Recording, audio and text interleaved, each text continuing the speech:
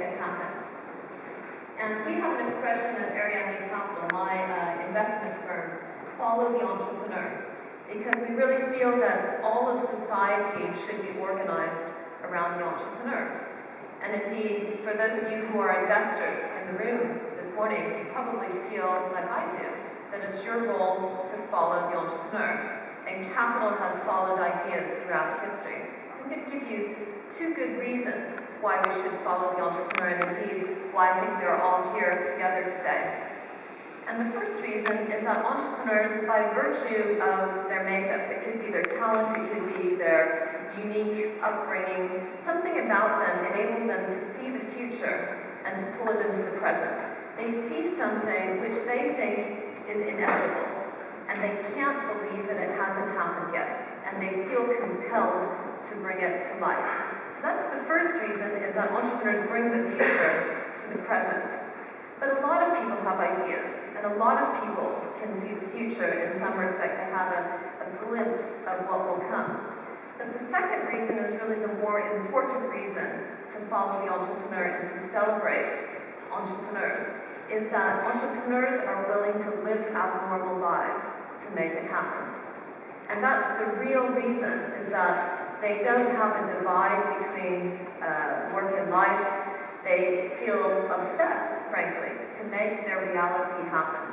So those are two good reasons to follow the entrepreneur. And keep that in mind as we meet several outstanding entrepreneurs who are bringing the future to the present this morning. So if we think just a moment about capital throughout history has always followed ideas. We can go back to the time of Christopher Columbus or Leonardo da Vinci. That group of people who have been entrepreneurs has always been there throughout history. They haven't always been called entrepreneurs. They've been called artists. They've been called industrialists. They've been called inventors. But that group of people who are the creative force in history have always been there. And the capital providers, whether that's Queen Isabella or the Medici family, or pick your capital provider throughout history, his or her job is to find the entrepreneur and to back them. And if we think through the financial crisis, part of what has happened, which has gone wrong over the past decade or so, is that financiers forgot that their job was to back the industrialists of the day. Capital follows ideas. It always has, and it always will. I've seen many entrepreneurs who come into Ariadne Capital, and I think it's a unique kind of characteristic or bond between entrepreneurs. It's very easy to get obsessed with not having money when you're starting out as an entrepreneur. But the successful entrepreneurs are those who are committed to bringing their idea to life, confident that the capital will find them. Capital is like a heat-seeking missile. It's scanning the globe for the ideas which are going to give it the best return, and the ideas which are going to change the world. So, remember the new economy. The new economy was much touted at the turn of the century. The digital economy was emerging. It turns out it's only the latest version of new. Now, for those of you who've read Carlota Perez, this will be a little bit familiar for you. Carlota Perez is a Venezuelan economist. She happened to go out to my neck of the woods, which is Palo Alto, California, in 1971. She was studying oil, because that's what you do if you're a Venezuelan economist, and she stumbled across the microprocessor, the disruptive technology which exploded into the scene in early 1970s. That moment of disruptive technology, the Big Bang, the Intel microprocessor. And she was very curious about the impact of this on society, and very helpfully looked at the past couple of hundred of years and thought that there was a pattern, that every 60 or 70 years, roughly, there was a disruptive technology which then was embedded into society over the next period of time. And the first half of the cycle was about the installation of new technologies based on that Big Bang. The second half of the cycle was as large industry and the institutions embraced and pulled those new technologies into the established order. So what we see here is we see those moments of disruptive technologies over the past couple of hundred years. And you see that ground zero has been in different parts of the world, but then they've moved through, and most importantly, have created a new common sense. By the end of the cycle, there's a new common sense that everybody understands has emerged. And I think that's what we're here as well to discuss today, is with the sustainability movement, the business models, the entrepreneurs and investors, how do we create that new common sense where sustainability is at the core of what every business is about? So in Carlotta's model, these 60 to 70-year cycles of technological economic change, they basically go through 4 distinct phases as we build that new common sense.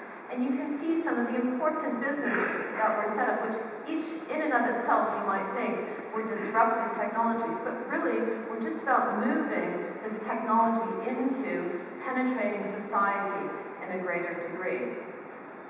So what's important to understand is that the revolution, because it is a revolution from start to finish, it starts as a small fact. Not everybody who was in Palo Alto at that time understood what was happening. Not everybody in the world understood that something massive was afoot. But it moves to become a significant force in the market.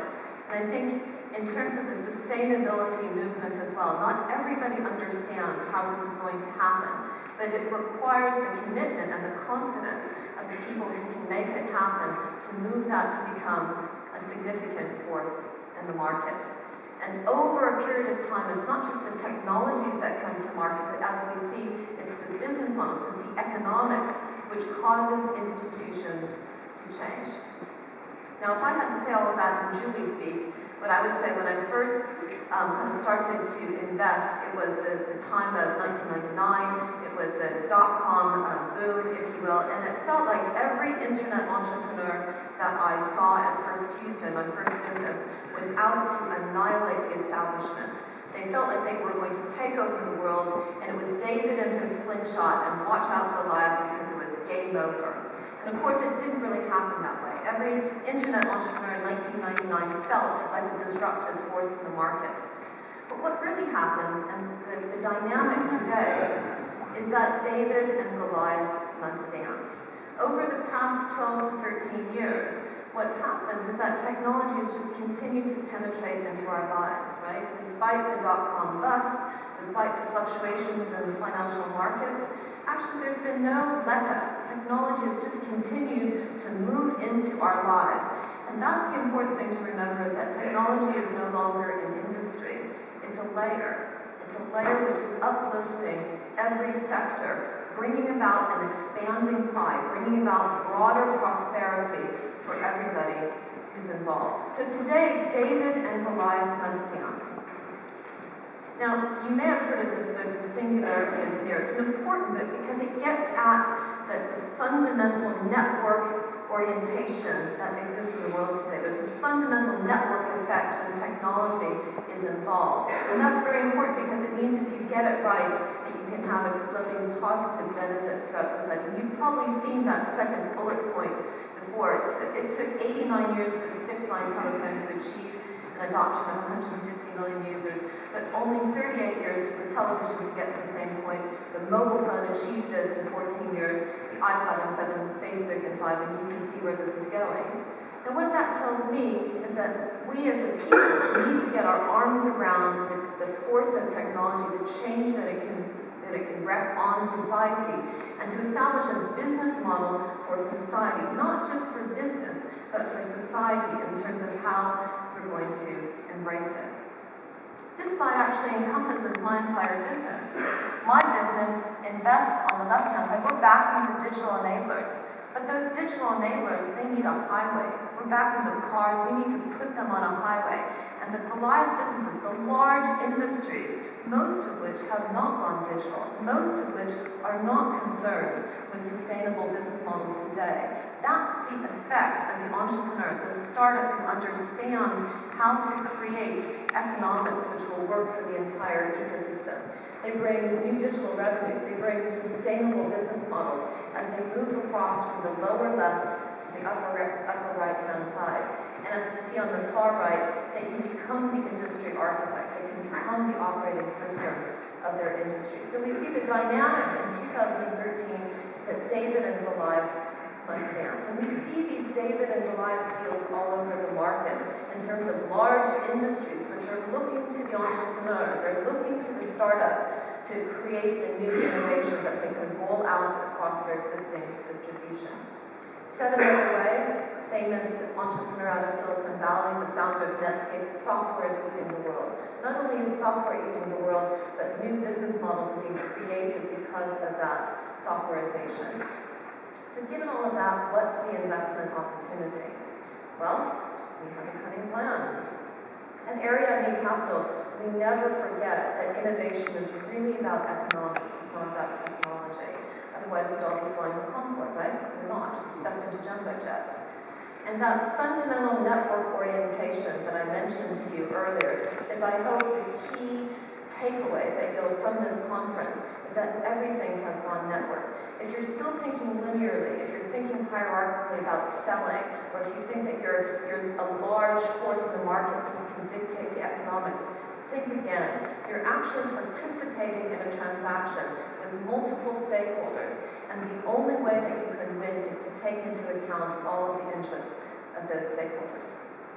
So I think there's really two questions that entrepreneurs and large businesses need to ask themselves when they're thinking about sustainability, when they're thinking about taking new products and services to market. Two questions are, who are your natural allies? And very few people really consider who their natural allies are, because they're so focused on the technology, they're so focused on the market opportunity. But everybody has a set of natural allies. Sometimes they're companies that have lost their way. Sometimes they're adjacent companies in the market. Sometimes they're people that you don't want to do business with, but they are your natural allies, and basically it's in their interest for you to be successful. And that's the second most important question you need to ask yourself as you're bringing new businesses to market in a network-oriented world. Because it's not about how smart you are. It's not about how hard you work. It's about how you align economics with your natural allies. Make it in their interest for you to be successful so that you create pull into the market. So if we think just quickly about Google say that they organize the economics, they say that they organize the world's information, but actually they do a lot more than that. They organize the economics of the world's information. And I and you as a user of their search, we give our data which is aggregated and used anonymously to drive a multi-billion-pound valuation. So we know that it has value, and yet we're given nothing for the use of our data, no economic upside. And I thought for a very long time that their biggest Achilles heel would be if there was an entrepreneur who would create an alternative set of economics for that ecosystem, for that transaction, giving an economic upside for the use of the data for one part of the transaction. And I found that entrepreneur. His name is John Pagano-Militis. He's a British entrepreneur, and he was creating a business called Beat That Quote, a price comparison financial services engine. But uniquely, what he was doing different than anybody else in the market is he was giving an economic upside to the end user for the use of their data, and creating an alternative set of economics which caught the attention of Google. So when Google started looking across the world for a financial services entrepreneur to lead their business, they stumbled across Beat That Quote, and they decided to acquire a business with only £250,000 of EBITDA for over $60 million. Now, why would you do that unless fundamentally you were challenged by a set of ecosystem economics? So, these are really the 5 stages of business development, and a lot of it, call phase 1 the Saturday night dinner party phase, because everybody has an idea on Saturday nights, but very few people get that idea and create a product and take it to market. And what is a product except an insight into consumer behavior that you create a product and put out into the market to see whether or not that product has traction. But the third phase is the business model. It's how you tax that product. It's how you check whether people will buy what you sell. And you have to distinguish between the product and the business model, because sometimes when you put them together, you can't distinguish what's wrong when it's not working. But you've got to get both of those in order before you get into phase 4, which is what you do in the back of distribution with large Goliath partners. And And that's when you're in rapid growth mode and hurtling through the atmosphere, trying to get into your natural orbit. So those are the 5 stages to get to sustainability, to get to a place where you're in your natural orbit, you're cash positive, and you're creating that new common sense by virtue of that entrepreneurial dream that's been driving you forward. So in 2013, network benefits accrue to those firms who understand their role in their ecosystem and organize the economics for it. And this in turn leads to exceptional returns for their shareholders. Wrote a book called Welcome to Entrepreneur Country.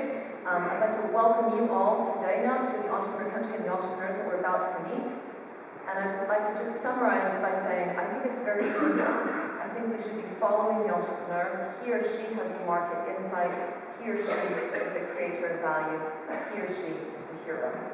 So with that, I'd like to start our first panel. I'm about to introduce you to 3 very successful entrepreneurs who are going to be speaking about their own businesses. We've asked 3 entrepreneurs to give you 15-minute presentations on their businesses in the Magic Triangle first panel, and then we'll open the floor to questions from the audience afterwards. As you're listening to them, please do make notes of questions that you'd like to bring to them. So I'd like to introduce the first 3 entrepreneurs.